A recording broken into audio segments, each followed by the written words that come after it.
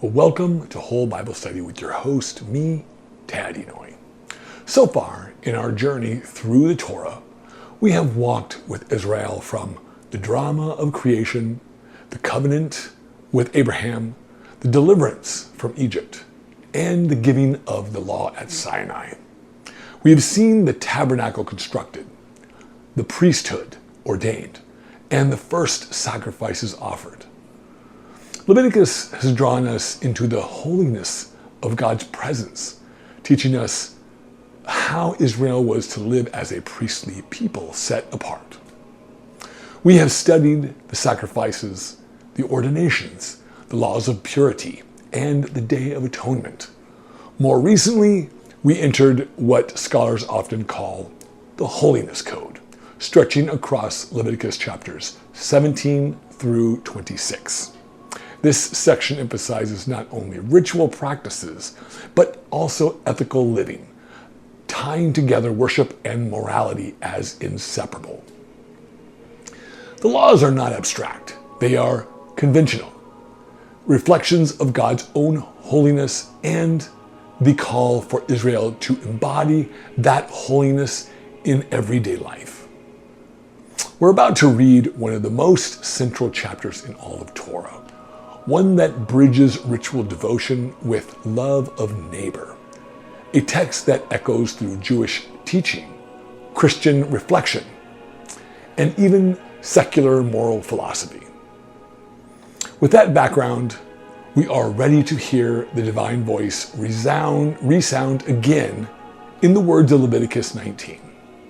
Now, I've moved the live reading of Leviticus 19 and future chapters to my new podcast, Bible Building Podcast with Tad.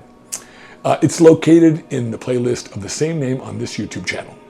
I used to include the live readings directly here within these documentaries, but in order to save time and to offer a space for those who just want to hear scriptures read aloud without all of the commentary and without all of the deep dive, scholarly dive that we go into, then you'll find all of that there, and it creates a nice sacred rhythm for just reading the Bible. So for that, I go there. This chapter begins with a powerful refrain. Quote, "Speak to the whole assembly of the children of Israel and say to them, holy you shall be, for holy I am, the Lord your God." Powerful statements. This opening sets the tone. Holiness, kadoshah, is not reserved for priests or prophets. It is for the entire community. Kol adat b'nei Israel. The democratization of holiness here is profound. Jacob Milgrom, one of the foremost scholars on Leviticus, emphasizes that holiness is not an escape from the world, but a transformation of it. In this vision, holiness infuses the mundane, making daily actions, how we work, relate, and worship sacred. The first set of commands underscores this holistic vision. Reverence for one's parents is placed side by side with the observance of the Sabbath. Now, in rabbinic tradition, particularly in the Mishnah Kedushin, honoring one's parents, kavod av avim, is understood as a form of honoring God, since parents are seen as partners with God in the act of creation. The Sabbath, Shabbat, is the sanctification of time itself, a weekly return to the divine rhythm set in Genesis. These paired commandments remind us that holiness resides in the family and in the sanctity of time. Immediately following, we are warned against turning to idols, called Elilim in Hebrew, literally nothings, or none titles. This term mocks the powerlessness of idols in contrast to the living God. In the ancient Near East context, where Canaanite and Mesopotamian gods were represented in physical form, the Torah declares such images void and empty. The God of Israel cannot be domesticated into a statue or fetish. He is invisible, transcendent, and relational. Then we come to instructions for peace offerings. Zavech Shalom. These are not arbitrary regulations, but protect the sacredness of communal meals shared with God. To treat sacrifices carelessly was to treat God's presence carelessly. The text moves swiftly into the laws of economic justice, leaving the edges of the field and the gleanings for the poor and the ger, the resident alien. The ger is the non-Israelite who dwells among Israel and is to be treated with the same dignity and care as the native born. Now from verse 11 onward, the text becomes a rapid-fire sequence of ethical laws. Do not steal. Do not lie. Do not deceive one another. These echo the Decalogue, but in Leviticus 19, they are nestled within the call to holiness. This isn't just about piety. It's about integrity, withholding wages, lying in court, exploiting the vulnerable. These are not merely legal issues, but spiritual violations. Verse 14 offers a poignant image. Do not curse the deaf or place a stumbling block before the blind. On the surface, these are acts of cruelty, but rabbinic midrash reads this metaphorically. As well, don't mislead people morally. Don't give bad advice that causes someone to stumble. The Talmud teaches that lashon hara, evil speech, is akin to murder because it destroys relationships and reputations.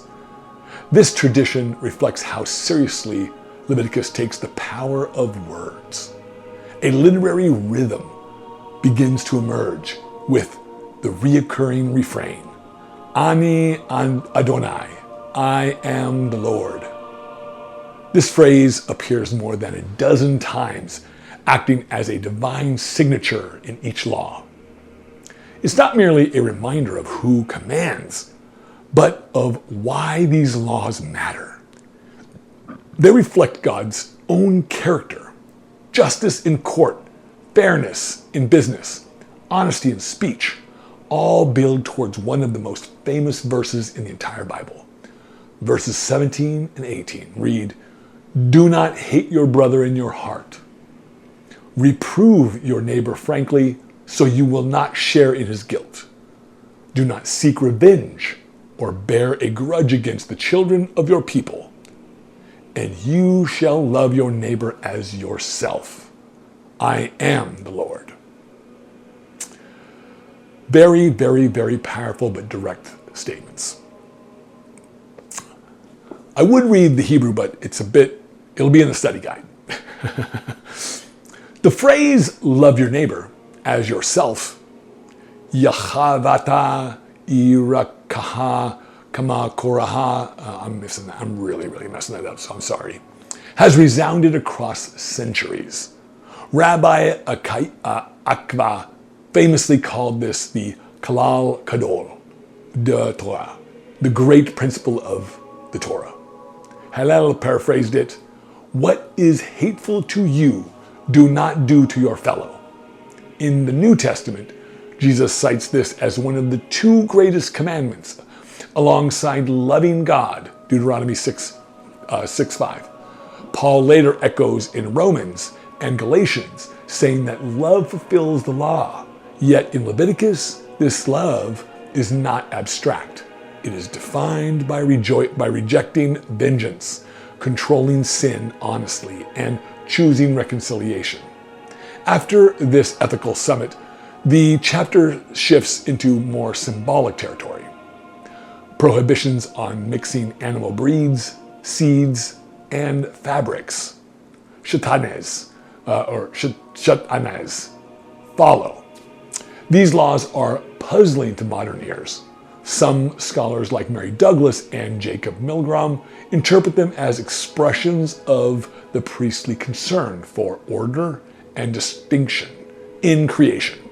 Mixing categories was seen as disrupting the God-given boundaries. Others suggest these laws distinguished Israel from Canaanite cultic practices. The commands on haircutting and tattoos, quote, "Do not round off the corners of your head or destroy the edges of your beard," have also generated discussion. The Hebrew lo takifu pa'et roshenchem velo tashchet et, wow, I'm messing that up. You get the point. Was understood in rabbinic tradition as a prohibition against pagan mourning practice, those pagan mourning practices. The prohibition on tattoos, ketvet ka,